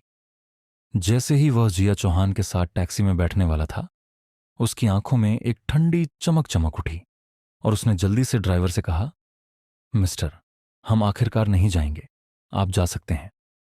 ड्राइवर को अचानक लगा कि उसके साथ धोखा हुआ है। अगर यह बच्चा कहीं जाना नहीं चाहता था तो उसने टैक्सी क्यों बुलाई? वह गाली देना चाहता था, लेकिन जब उसने विहान की आंखें देखीं तो उसने आज्ञाकारी ढंग से अपना मुंह बंद कर लिया। उसने गैस पर पैर रखा और गाड़ी चला दी। जिया चौहान की खूबसूरत आंखें उलझन में चमक उठीं। विहान, क्या तुमने नहीं कहा था कि हम वापस जा रहे हैं? तुम क्यों नहीं बैठे? विहान की हत्या की मंशा गायब हो गई। उसने इधर उधर देखा और जिया चौहान को एक कैफे में खींच लिया। मुझे अचानक कॉफी पीने का मन हो रहा है। क्या तुम मेरे लिए एक कप कॉफी मंगवा सकती हो जबकि मैं कहीं जा रहा हूं? विहान ने कहा। मुझे यहां बैठकर इंतजार करना है? तुम कहां जा रहे हो? जिया चौहान के हाव भाव अजीब थे। किसी कारण से उसे लगा कि विहान अभी अजीब व्यवहार कर रहा है। मैं शौचालय जा रहा हूं, विहान ने मुस्कुराते हुए कहा। जिया चौहान अवाक रह गई और उसके चेहरे के भाव काले पड़ गए। आज विहान कितनी बार शौचालय गया था, उसने इतना पानी भी नहीं पिया था। ठीक है, मैं पहले तुम्हारे लिए कुछ कॉफी लाती हूं, जल्दी वापस आओ, जिया चौहान ने धीरे से कहा। हालांकि जब तक वह अपनी बात पूरी करती, विहान पहले ही जल्दी में निकल चुका था। अरे अरे अरे विहान, क्या कैफे में शौचालय नहीं है? तुम बाहर क्यों गए? दरवाजा बंद हो गया और विहान उसकी नजरों से ओझल हो गया। कैफे से बाहर निकलने के बाद विहान की मुस्कान पूरी तरह से गायब हो गई। इसकी जगह ठंडी हत्या की मंशा ने ले ली। उसकी उदासीन निगाह बाहर की भीड़ को देख रही थी। ये लोग शायद नहीं जानते कि मैं कैसे काम करता हूं। मैं पालने में किसी भी खतरे को खत्म कर दूंगा। बहुत से लोग नहीं थे और कुछ ही दूरी पर कुछ कूड़ेदानों वाली एक गली थी। यह स्पष्ट रूप से गली का कचरा निपटान स्टेशन था, कहीं दूर नहीं। यंग मास्टर, लगता है उस बच्चे ने हमें देख लिया है, बूढ़े आदमी ने कहा। हमें खोज लिया गया है, हम्फ। तो क्या? सचिन ने ठंडे स्वर में उत्तर दिया। युवा मालिक, कैफे में लड़की के बारे में क्या? यह लड़की सुंदर है, लेकिन हम उस बच्चे से निपटने के बाद और 100 जड़ी बूटियों वाली कड़ाही और उस गोली के पीछे के रहस्य को प्राप्त करने के बाद उसके बारे में बात करेंगे। सचिन देशमुख बाहर निकल गया और बाकी लोग जल्दी से उसके पीछे चले गए। कुछ ही देर बाद वे तीनों गली में पहुंच गए। एक युवक दीवार से टिका हुआ था और अपने हाथ में सिगरेट बुझा रहा था। फिर अपनी उंगली के एक झटके से सिगरेट का बट एक चाप में उड़ गया और सचिन देशमुख के गाल को छू गया। मैं 1 मिनट और 5 सेकंड से आप लोगों का इंतजार कर रहा था। आप सभी आखिरकार यहां आ गए। ईप 98। सचिन ने अवचेतन रूप से अपने गाल को छुआ और तुरंत खून का हल्का सा निशान पाया। उसका भाव थोड़ा बदल गया। उड़ती हुई सिगरेट की बट में वास्तव में इतनी शक्ति थी। क्या यह बच्चा वास्तव में विशेषज्ञ था? किसी कारण से जैसे ही उसने गली में कदम रखा, उसने महसूस किया कि उनके चारों ओर एक अदृश्य आभा छा गई है। ऐसा लग रहा था जैसे वे युवक के क्षेत्र में प्रवेश कर गए हों। उसने अपने मन में बेतुके विचारों को दूर किया और कदम दर कदम युवक की ओर चल पड़ा। रिवर सिटी में मार्शल आर्ट के क्षेत्र में बनर्जी, सिंह और देशमुख परिवारों के सामने कोई भी खड़ा नहीं हो सकता था। उसने इस बच्चे को पहले कभी अपने सामने नहीं देखा था, तो उसके पास किस तरह की ताकत हो सकती है? अभी अभी सिगरेट की बट का गिरना महज एक संयोग था। अगर दूसरे पक्ष में वास्तव में कुछ हद तक क्षमता होती तो उसे 100 जड़ी बूटियों वाली कड़ाही के लिए बोली लगाने के बारे में इतना गुप्त रहने की क्या जरूरत थी? यह स्पष्ट था कि वह देशमुख परिवार को नाराज करने से डरता था। बच्चे, तुम ही हो जिसने 100 जड़ी बूटियों वाली कड़ाही जीती है ना? सचिन का स्वर थोड़ा ठंडा था। यह सही है। विहान ने बिना किसी हिचकिचाहट के इसे स्वीकार कर लिया। सचिन यह सुनकर दंग रह गया। उसने उम्मीद नहीं की थी कि दूसरा पक्ष इसे इतनी आसानी से स्वीकार कर लेगा। क्या तुम ही थे जिसने बनर्जी परिवार को गोली दी थी? सचिन ने पूछा। हां, विहान ने सीधे जवाब दिया। इस बार सचिन अकेला ही अचंभित नहीं था, बल्कि उसके पीछे देशमुख परिवार के 2 विशेषज्ञ अचंभित थे। यह इतना महत्वपूर्ण रहस्य था। अधिकांश लोग ऐसी जानकारी प्रकट करने के बजाय मरना पसंद करेंगे। आखिरकार उनके पास अपनी धारणाओं का समर्थन करने के लिए कोई सबूत या साक्ष्य नहीं था। हालांकि दूसरे पक्ष ने इसे इतने खुले तौर पर स्वीकार कर लिया था।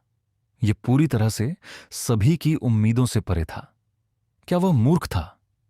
क्या उसे धरती पर जीवन से ऊब हो गई थी? अगर यह रहस्य रिवर सिटी या पूरे जियांगनान प्रांत के सभी मार्शल आर्ट विशेषज्ञों को पता चल जाता तो यह बच्चा बिना किसी संदेह के मर जाता। सचिन को तो उस युवक की बातों की प्रामाणिकता पर भी संदेह होने लगा। तुम ही हो जिसने 100 जड़ी बूटियों वाली कड़ाही जीती है, मुझे इस बात का यकीन है। लेकिन तुमने यह क्यों स्वीकार किया कि तुमने ही नीलामी में गोली उपलब्ध कराई थी?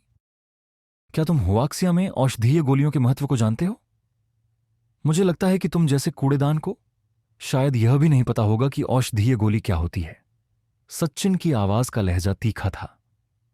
उसके नजरिए से यह बच्चा निश्चित रूप से उसके साथ खिलवाड़ कर रहा था। क्या ऐसा है?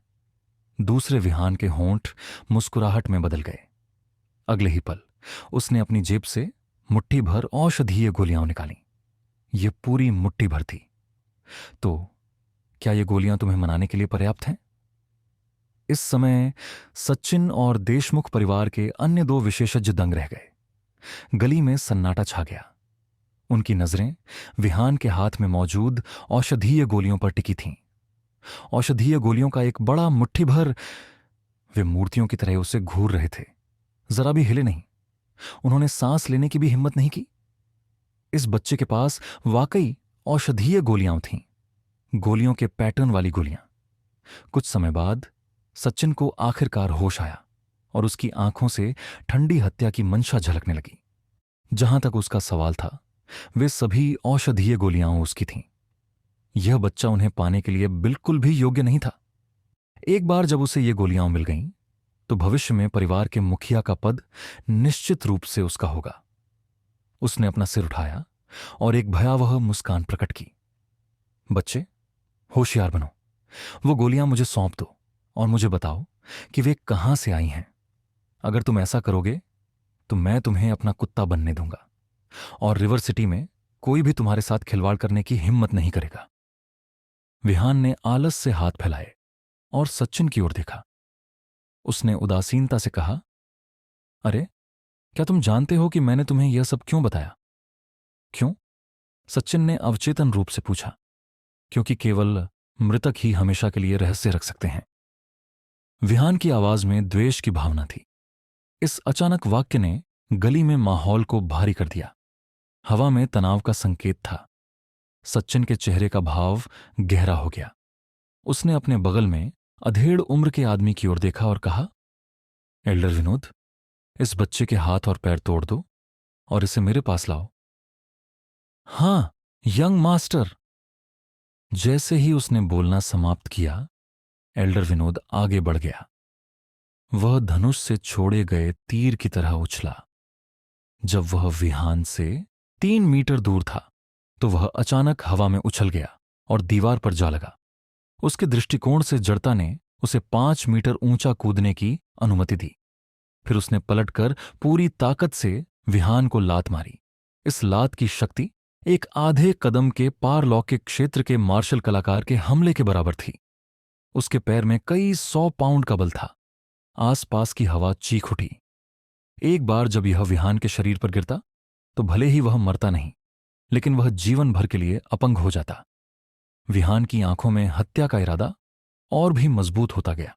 अगले ही पल उसने हमला कर दिया। उसके हमले में कुछ भी खास नहीं था। उसने बस अपनी ट्रू क्यूई को प्रसारित किया और अचानक ऊपर की ओर मुक्का मारा था, या खंजर को छोड़ देना चाहता था। लेकिन उसे एहसास हुआ कि वह दोनों में से कुछ भी नहीं कर सकता। उसके सामने खड़े अजीब आदमी ने सब कुछ अपने नियंत्रण में कर लिया था। खटखट, खटखट, खंजर जमीन पर गिर गया। हालांकि खंजर अब खून से लथपथ था। सचिन को लगा कि कुछ गड़बड़ है। उसने नीचे देखा और पाया कि उसका पूरा हाथ गायब हो गया था। उसके शरीर से खून लगातार बह रहा था। यह मुक्का साधारण और असाधारण लग रहा था, लेकिन हवा में गुजरते ही इसने ध्वनि बूम पैदा कर दिया। इसने लोगों को यह भ्रम भी दिया कि आसमान फटने वाला है। विनोद देशमुख, जिसकी किक जमीन पर उतरने वाली थी, ने अचानक देखा कि क्यूई की एक धारा विहान की मुट्ठी के चारों ओर लिपटी हुई है। उसकी पुतलियां अचानक बड़ी हो गईं। ऐसा इसलिए था क्योंकि क्यूई की यह धारा ट्रू क्यूई थी। इस बच्चे में वास्तव में ट्रू क्यूई थी। वह अपना पैर पीछे खींचना चाहता था, लेकिन बहुत देर हो चुकी थी। धमाका, मुक्का और किक टकराए। क्रैक, हड्डी टूटने की आवाज पूरी गली में गूंज उठी। एल्डर विनोद का दाहिना पैर लगभग पूरी तरह से मुड़ गया था और यहां तक कि एक अजीब कोण पर उसके अपने चेहरे पर भी टूट गया था। अपने पैर के फट जाने की भावना ने उसकी मरने की इच्छा जगा दी। हालांकि यह सबसे भयावह हिस्सा नहीं था। विनोद देशमुख ने यह भी महसूस किया कि जैसे ही उसका पैर विहान की मुट्ठी से टकराया, ऊर्जा की एक लहर उसके आंतरिक अंगों में घुस गई। वह अपनी अंदरूनी चोटों को अब और दबा नहीं सका। उसने हवा में ही खून का एक कौर थूका, जिसके बाद उसका पूरा शरीर दीवार से टकरा गया। फिर एक जोरदार आवाज हुई और विनोद देशमुख की सारी हड्डियां टूट गई थीं। वह जमीन पर पड़ा था। बहुत दर्द में खून बह रहा था। कौन सोच सकता था कि एक बच्चा जिसकी मां के दूध की गंध अभी भी आ रही थी, वह एल्डर विनोद को, जो एक आधा कदम पारलौकिक मार्शल आर्टिस्ट था, सिर्फ एक मुक्का मारकर गंभीर रूप से घायल कर सकता था। सचिन और दूसरे बूढ़े आदमी के दिल हिंसक रूप से धड़क रहे थे। उन्होंने अपने जीवन काल में कई मार्शल आर्ट तकनीकें देखी थीं, लेकिन उन्होंने कभी ऐसा दबंग मुक्का नहीं देखा था। इससे पहले कि वे प्रतिक्रिया कर पाते, विहान पहले से ही उनकी ओर बढ़ रहा था। सचिन ने ठंडी सांस ली।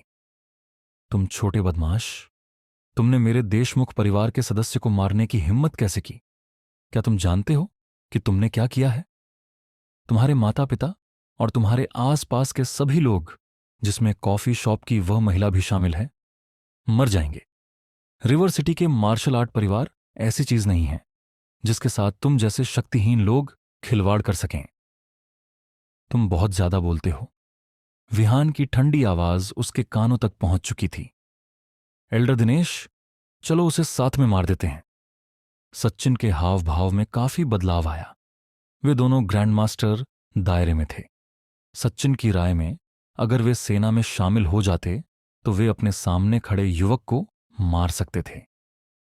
हां यंग मास्टर, एल्डर दिनेश की आस्तीन फड़क उठी और उसके हाथ में एक तेज खंजर दिखाई दिया। उसने खंजर को पकड़ा और एक तीर से विहान की गर्दन पर वार कर दिया। यह वार बेहद सटीक और बेहद निर्दयी था। अगर वार विहान पर पड़ता तो अंतिम परिणाम खूनी होता। सचिन ने भी एक कदम आगे बढ़ाया, जिससे धूल उड़ने लगी और जमीन पर दरारें दिखाई देने लगीं। उसी समय उसने अपनी हथेली से वार किया, जिसमें एक वज्रपात जैसी शक्ति थी जो विहान पर टिकी हुई थी। बच्चे, देशमुख परिवार की रोलिंग, ठंडर हथेली से मरना तुम्हारा सम्मान है। विहान ने उन दोनों को देखा और मुस्कुराया। क्या वे खुद को मार्शल आर्ट परिवार कहलाने की हिम्मत कर सकते हैं, जबकि उनके पास ऐसी घटिया हरकतें हैं? उसने केवल एक हाथ बढ़ाया और उदासीनता से कहा, मैं तुम दोनों को एक हाथ से मार सकता हूं। जैसे ही उसने बोलना समाप्त किया, विहान का हाथ बिजली की तरह चमक उठा और सीधे बूढ़े आदमी की कलाई को पकड़ लिया। क्रैक! एल्डर दिनेश ने महसूस किया कि एक अदृश्य शक्ति ने उसे जकड़ लिया है। उसकी कलाई 360 डिग्री मुड़ गई थी, हालांकि खंजर अभी भी उसकी मुट्ठी में कसकर था। अगले ही पल एक शक्ति ने उसके हाथ और खंजर को नियंत्रित कर लिया। अपने हाथ को घुमाते हुए उसने खुद को सचिन की फैली हुई बांह पर खंजर से वार करते हुए पाया। यंग मास्टर, सावधान! हालांकि उसकी चेतावनी बहुत देर से आई थी। बूढ़ा दिनेश अपना हाथ वापस खींचना चाहता था या खंजर को छोड़ देना चाहता था, लेकिन उसे एहसास हुआ कि वह दोनों में से कुछ भी नहीं कर सकता। उसके सामने खड़े अजीब आदमी ने सब कुछ अपने नियंत्रण में कर लिया था। खटखट खटखट, खंजर जमीन पर गिर गया। हालांकि खंजर अब खून से लथपथ था। सचिन को लगा कि कुछ गड़बड़ है। उसने नीचे देखा और पाया कि उसका पूरा हाथ गायब हो गया था। उसके शरीर से खून लगातार बह रहा था। ईप 99। मेरा हाथ, मेरा हाथ, मेरा हाथ कहाँ है? इस समय सचिन देशमुख घबरा रहा था। उसका पूरा शरीर कांप रहा था। एक मार्शल आर्टिस्ट के लिए हाथ न होना मौत से भी ज्यादा दर्दनाक होता है। इस बच्चे ने ऐसा कैसे कर दिया? हालांकि वह खुद अभी अभी ग्रैंडमास्टर बना था, लेकिन एल्डर दिनेश 3 साल से ग्रैंडमास्टर था। वे दोनों मिलकर काम करने के बावजूद इस बच्चे को मार भी नहीं पाए। इसके अलावा दूसरे पक्ष ने पूरी लड़ाई के दौरान सिर्फ एक हाथ का इस्तेमाल किया था। क्या यह बच्चा एक राक्षस था? रिवर सिटी में ऐसा इंसान कब आया? उसके दिल में डर समा गया। वह भागना चाहता था, लेकिन ऐसी स्थिति में भागने का क्या फायदा? यंग मास्टर, मैं उसे रोक लूंगा। आपको भाग जाना चाहिए। जब तक आप नीलामी स्थल पर पहुंचोगे, वह आपको छूने की हिम्मत नहीं करेगा। इतना कहकर बूढ़ा दिनेश एक शक्तिशाली आभा बिखेरते हुए विहान की ओर बढ़ा। सचिन किसी और चीज की परवाह नहीं कर सकता था। उसने अपने दूसरे हाथ से अपने खून बहते हाथ को ढक लिया और गली से बाहर भाग गया। वह जितनी तेजी से भाग सकता था, भागा। हालांकि विहान का पीछा करने का कोई इरादा नहीं था। उसने अपने पैर की नोक हिलाई और जमीन पर पड़ा खंजर हवा में उड़ते हुए सीटी बजाता हुआ बाहर निकल आया। फफ! इसने सचिन देशमुख के दाहिने पैर को ठीक से छेद दिया। इतना ही नहीं, खंजर में भरी शक्तिशाली क्यूई ने उसे उसके पैर को भी छेदने दिया। सचिन ने अपना संतुलन खो दिया और जमीन पर गिर गया। विहान ने एक हथेली से बूढ़े दिनेश के हमले को दूर किया। उसके लगभग तुरंत बाद उसने उसी हाथ से बूढ़े दिनेश की गर्दन पकड़ ली। अपने अगले जन्म में मुझे उकसाना मत। क्रैक! विहान ने झटके से बूढ़े दिनेश की गर्दन तोड़ दी। वह पीछे नहीं हटेगा, न ही वह बाघ को उसके पहाड़ पर लौटने देगा। 5 साल पहले जब वह उस जगह पर पहुंचा था तो उसकी दयालुता ने उसे लगभग मार ही डाला था। उसे धीरे धीरे समझ में आ गया था कि इस दुनिया में रोमांटिक भावनाएं क्षणभंगुर हैं और अच्छे इरादों को कोई पुरस्कार नहीं मिलता। दुनिया का एकमात्र सत्य जंगल का कानून है। अगर तुम मजबूत होते तो हजारों लोग आत्मसमर्पण कर देते। अगर तुम पीछे हटते तो एक कुत्ता तुम्हारे शरीर पर चढ़ जाता और भौंकता। अगर तुम आज अपने दुश्मन पर दया दिखाते तो कल दुश्मन तुम पर दया नहीं दिखाता। बूढ़े दिनेश से निपटने के बाद विहान सचिन देशमुख के पास गया। सचिन ने अपनी आंख के कोने से अपने पीछे एक काली छाया देखी और वह अपनी रीढ़ की हड्डी में ठंडक महसूस किए बिना नहीं रह सका।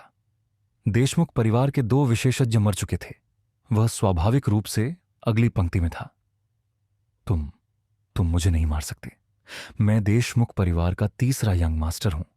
मैं कुलदीप देशमुख का बेटा हूं। मेरे पिता ग्रैंड मास्टर सूची में 514वें स्थान पर हैं।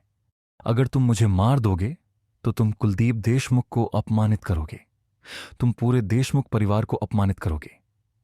उसकी आवाज डर से भरी हुई थी और वह किसी को बचाने के लिए चिल्लाना भी चाहता था। विहान ने भौहें सिकोड़ी। हुआक्सिया की ग्रैंड मास्टर रैंकिंग में ऐसा क्या था? उनमें से कम 514 थे। क्या हुआक्सिया में इतने सारे ग्रैंड मास्टर थे? उसे याद आया कि वीरेंद्र मेहता ने उससे कहा था कि हुआक्सिया में 50 ग्रैंड मास्टर और 10 शीर्ष स्तरीय ग्रैंड मास्टर हैं। ऐसा लग रहा था कि हुआक्सिया में अभी भी कई छिपे हुए ग्रैंड मास्टर हैं। जब सचिन ने देखा कि विहान ने तुरंत हमला नहीं किया तो उसने सोचा कि बाद वाला डर गया है। हम्फ! रिवर सिटी में किस मार्शल आर्टिस्ट ने उसके पिता के बारे में नहीं सुना था? उसका डर धीरे धीरे अहंकार में बदल गया। चूंकि तुम कुलदीप देशमुख को जानते हो तो तुमने मेरा हाथ क्यों काटा? एक बार मेरे पिता को यह पता चल जाए तो मैं गारंटी देता हूं कि वह तुम्हारे आसपास के सभी लोगों के अंग काट देंगे। मेरे पिता की ताकत रिवर सिटी में शीर्ष 10 में शुमार की जा सकती है। तुम किस आधार पर उनसे प्रतिस्पर्धा करने के योग्य हो? सचिन जितना ज्यादा बोलता गया उतना ही ज्यादा उत्साहित होता गया। वह पागल कुत्ते की तरह अपनी भड़ास निकाल रहा था। क्या तुम्हारा काम हो गया? एक ठंडी आवाज ने उसे बीच में रोका। सचिन देशमुख स्तब्ध रह गया। इससे पहले कि वह कुछ प्रतिक्रिया दे पाता, वह आवाज फिर से बोली। कुलदीप देशमुख खुद को क्या समझता है? अगर उसने कोई बेवकूफी करने की हिम्मत की तो मैं उसका सिर उसके कंधों से अलग कर दूंगा। अगले ही पल विहान ने सचिन की गर्दन पकड़ी और उसे उठा लिया। धमाका! सचिन का शरीर दीवार से टकरा गया। सचिन चिल्लाया, तुम जानवर! मैं तुम्हें मार डालूंगा। मैं तुम्हारे पूरे परिवार को मार डालूंगा। आह! क्रैक! विहान की अचानक ताकत ने सचिन की हड्डियों को लगभग कुचल दिया। सचिन का चेहरा दर्द से विकृत हो गया था। उसने पाया कि उसका सामना एक राक्षस से हुआ था। इस राक्षस ने उसे रसातल में खींच लिया था और उसे प्रताड़ित कर रहा था। इससे भी महत्वपूर्ण बात यह है कि दूसरा पक्ष उसके पिता से भी नहीं डरता था। उसका पूरा शरीर ठंडा महसूस कर रहा था। अपनी आंख के कोने से उसने विहान के शरीर के चारों ओर लाल हत्या के इरादे का निशान देखा। वह 18 नरकों से रेंगकर बाहर आया। एक राक्षस जैसा था। मैं आपसे विनती कर रहा हूं, कृपया मुझे जाने दें। देशमुख परिवार आपको कोई भी राशि देगा और आपको कुछ भी देगा। सचिन देशमुख पूरी तरह से असहाय था। उसके पास कोई विकल्प नहीं था। वह वास्तव में अपनी छोटी सी जान खोने से डर रहा था। जब तक मैं तुम्हें जाने दूंगा तुम मुझे कुछ भी देने को तैयार हो, है ना? विहान की शांत आवाज गूंजी। यह सुनते ही सचिन देशमुख की आंखें चमक उठीं और उसने तेजी से सिर हिलाया। हाँ हाँ हाँ, कुछ भी ठीक है। महिलाएं, पैसा, रुतबा, मार्शल आर्ट, ये सब ठीक हैं, उसे अब अपने चेहरे की परवाह नहीं थी। जब तक वह जीवित रह सकता था, वह अपने पिता से उसकी ओर से बदला लेने के लिए कह सकता था। वह इस बच्चे को मरने की कामना करवाएगा। उस समय वह अपने पिता से इस बच्चे से संबंधित सभी लोगों को मारने के लिए भी कहेगा। इसके अलावा वह उसे अपने परिवार के सदस्यों को एक एक करके मरते हुए देखेगा। हा, इसलिए उसे हर कीमत पर जीवित रहना था। इस बच्चे की प्रतिक्रिया के आधार पर उसके पास एक मौका था। जैसे ही वह राहत महसूस कर रहा था, ठंडी आवाज फिर से बोली, दुर्भाग्य से मुझे केवल तुम्हारा जीवन चाहिए। यह सुनकर सचिन की आंखें चौड़ी हो गईं। इससे पहले कि वह प्रतिक्रिया कर पाता, उसने महसूस किया कि एक अदृश्य शक्ति उसकी गर्दन के चारों ओर कस रही है। यह बेहद दर्दनाक था। उसका चेहरा पीला पड़ गया और फिर हरा हो गया। अंत में एक कर्कश ध्वनि सुनाई दी और उसके साथ उसकी जीवन शक्ति समाप्त हो गई। देशमुख परिवार के तीसरे यंग मास्टर सचिन देशमुख की मृत्यु हो गई। विहान ने सचिन के शरीर को जमीन पर फेंक दिया। उसकी निगाह उदासीन थी। वह कोई राक्षस नहीं था। वह केवल अपने आसपास के लोगों की रक्षा करना चाहता था। अगर वे तीनों नहीं मरते तो प्रियंका और जिया चौहान मुश्किल में पड़ जाते। पिछले 5 सालों से वह अपनी पूरी ताकत से साधना कर रहा था। उम्मीद कर रहा था कि 5 साल पहले की शक्तिहीनता की भावना को फिर कभी अनुभव न करना पड़े। उसी समय कुछ ही दूर की छत पर बनर्जी परिवार के बलजीत बनर्जी ने सब कुछ देखा था। जब उसने सचिन देशमुख को उसे मारने की कोशिश करते देखा तो उसने मूल रूप से विहान को बचाने की योजना बनाई थी। हालांकि उसने कभी सपने में भी नहीं सोचा था कि न केवल उसे विहान को बचाने की जरूरत नहीं थी, बल्कि उसने उन तीनों को इतनी आसानी से मार डाला था। यहां तक कि देशमुख परिवार के तीसरे यंग मास्टर को भी नहीं बख्शा गया। न केवल विहान शक्तिशाली था, बल्कि उसके तरीके भी बेहद क्रूर थे। रिवर सिटी में इतनी निर्णायक मार्शल प्रतिभा कब से आई? क्या रिवर सिटी में स्थिति पूरी तरह से बदलने वाली थी? उसका पूरा शरीर कांप उठा और उसकी आत्मा की गहराई से आया एक डर उसके पूरे शरीर को घेर लेता है। उसे यहां तक लगा कि अगर वह उस युवक के सामने होता तो वह एक भी हरकत का सामना नहीं कर पाता। वह बस जाने ही वाला था कि उसे एहसास हुआ कि उसके बगल में पहले से ही एक छाया दिखाई दे रही थी। क्या तुमने काफी कुछ देख लिया है? बकवास! उसके सामने वाला शैतान था। वह कब आया? यह देखकर कि विहान कुछ करने वाला था, प्लॉप! बलजीत बनर्जी तुरंत घुटनों के बल बैठ गया। मिस्टर मल्होत्रा, कृपया मुझे मत मारो। मैं बनर्जी परिवार से हूं। मिस बनर्जी ने मुझे आपको बचाने के लिए बुलाया था। यहां तक कि उसे अपने शब्द भी हास्यास्पद लगे। ऐसे बेजोड़ विशेषज्ञ को उसके जैसे घटिया इंसान की क्या जरूरत थी? उसे यह भी संदेह था कि जिस तरह से यह युवक काम करता है, उसके हिसाब से उसे जरूर मार दिया जाएगा। विहान खरपतवार को काटेगा और जड़ों को खत्म करेगा। वाणी बनर्जी? हाँ। ओह, मैं समझ गया। मुझे उसे संदेश देने में मदद करो। मेरे जीवन में दखल देने की कोशिश मत करो, नहीं तो बनर्जी परिवार का अंत उन तीनों की तरह हो जाएगा। साथ ही इन लाशों से छुटकारा पाओ। यह कहते हुए विहान छत से नीचे कूद गया और स्थिर होकर नीचे उतरा। वह धीरे धीरे कैफे में वापस चला गया, जैसे कि कुछ हुआ ही न हो। वह गली से बाहर निकल गया और खुले आसमान के नीचे बाहर निकल आया। विहान के शरीर में हत्या की भावना पूरी तरह से खत्म हो चुकी थी। अब वह एक आम इंसान से अलग नहीं था। विहान पहले ही 1 मिनट के लिए जा चुका था, लेकिन बलजीत बनर्जी अभी भी वहीं जड़वत था। उसके कपड़े ऐसे लग रहे थे जैसे कि उन्हें किसी झील से निकाला गया हो। अचानक उसे कुछ याद आया। उसने जल्दी से अपनी जेब से एक काला मोबाइल फोन निकाला और एक नंबर डायल किया। कॉल लग गई। मिस, कुछ बड़ा हुआ है। सचिन देशमुख मर चुका है। 100 वाणी ने कॉल रिसीव की और बहुत जल्दी गली में पहुंच गई। जब उसने 3 ठंडी लाशें देखीं तो उसका चेहरा बहुत पीला पड़ गया। उसकी सांस लगभग बंद हो गई। यहां जो मरा था वह कोई और नहीं बल्कि देशमुख परिवार का तीसरा यंग मास्टर था। यह मामला बहुत बड़ा था, इतना बड़ा कि पूरे रिवर सिटी में उथल पुथल मच सकती थी। यह कोई साधारण उथल पुथल भी नहीं होगी। एक अकेला व्यक्ति इसे अकेले नहीं झेल सकता। वाणी ने नीचे बैठकर सचिन देशमुख की लाश पर लगी चोटों की जांच की। उसने भौहें सिकोड़ी। हत्यारे के तरीके बहुत क्रूर थे। ये बस यातना के समान था। अगर देशमुख परिवार को इस बारे में पता चला तो वे निश्चित रूप से क्रोधित होंगे। बलजीत, मुझे अभी जो कुछ भी हुआ वह सब बताओ। मुझे हर एक विवरण बताओ, कुछ भी मत छोड़ो। वाणी का स्वर बहुत गंभीर था। हां मिस, अभी अभी मिस्टर मल्होत्रा इस गली में आए थे। जब बलजीत बनर्जी ने सब कुछ समझाना समाप्त किया तो वाणी की आंखों में अभूतपूर्व भय भर गया। सिर्फ एक हाथ और कुछ चालों से उसने देशमुख परिवार के 2 ग्रैंड मास्टरों को मार डाला था। एक अकेले व्यक्ति ने 3 मार्शल आर्ट विशेषज्ञों को ऐसे मार डाला जैसे वह मुर्गियों को काट रहा हो। यहां वास्तव में ऐसी असंभव बात घटित हुई थी। और भी, यह 20 साल के एक युवक द्वारा किया गया था। उसे नहीं पता था कि विहान ने यह कैसे किया। उसे सिर्फ इतना पता था कि इस मामले के नतीजे अकल्पनीय थे।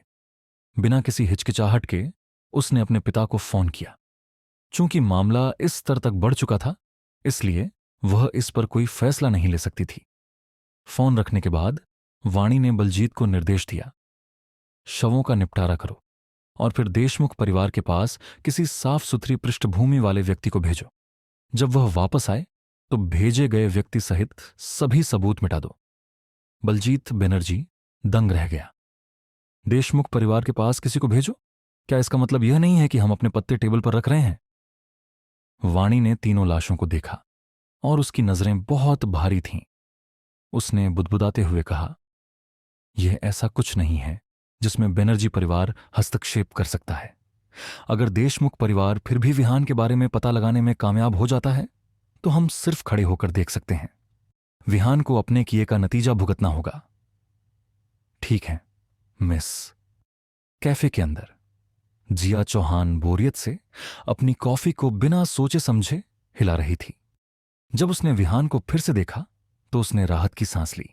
किसी कारण से वह थोड़ी चिंतित थी। जब विहान उसके सामने फिर से प्रकट हुआ तो उसके दिल की चिंता दूर हो गई।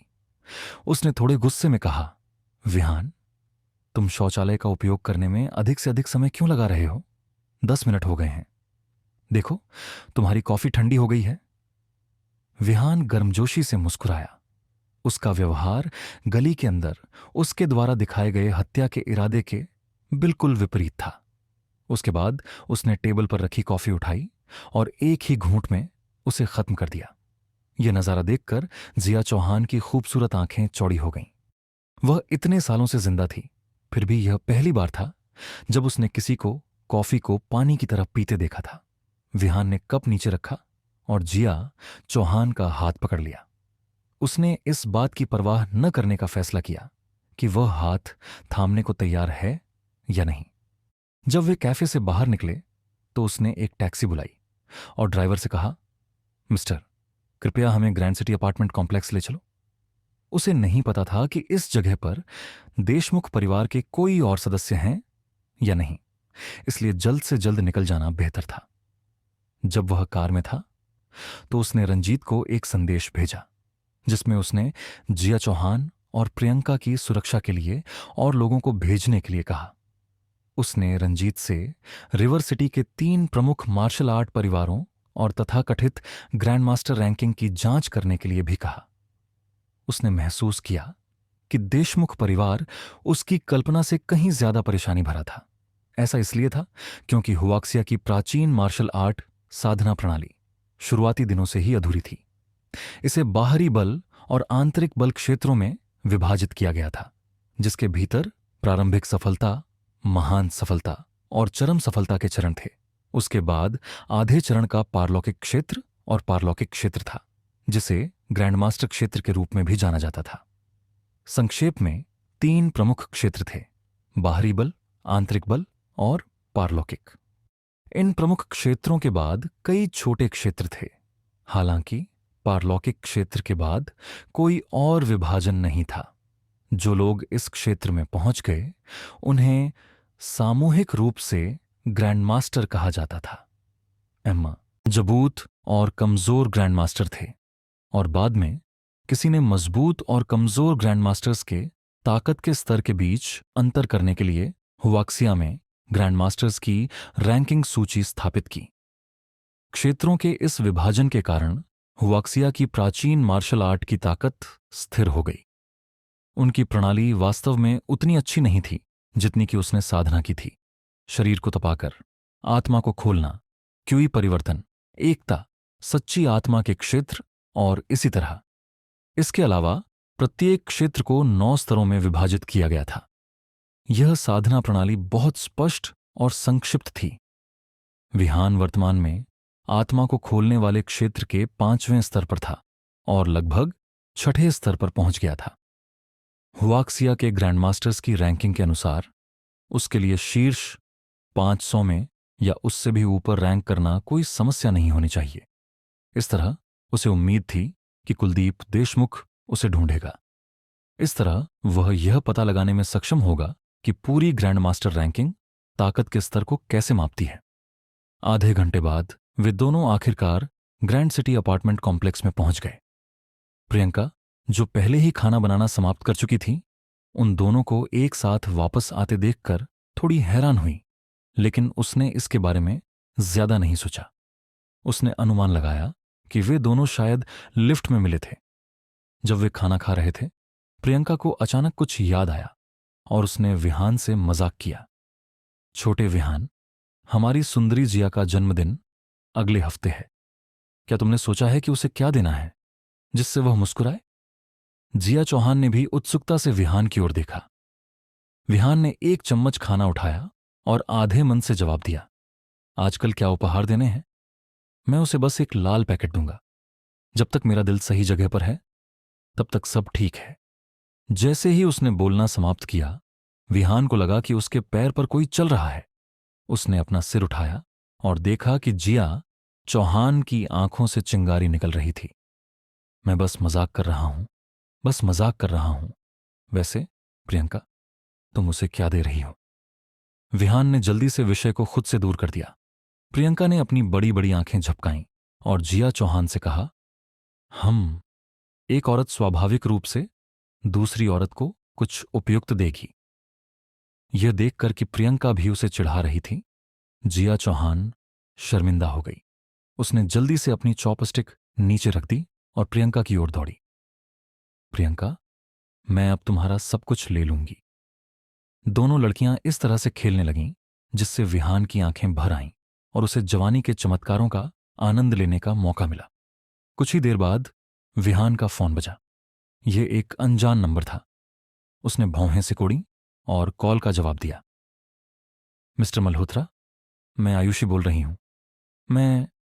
मुझे उम्मीद है कि मैं आपको परेशान नहीं कर रही हूं। क्या आप मेरे दादाजी को बचा सकते हैं? मेरे पास वाकई कोई और नहीं है जिससे मैं मदद मांगूं। लाइन के दूसरे छोर से आयुषी की बेचैन आवाज सुनी जा सकती थी। वह असहाय और हताश होकर रोने भी लगी। क्या हुआ? तुम अब कहां हो?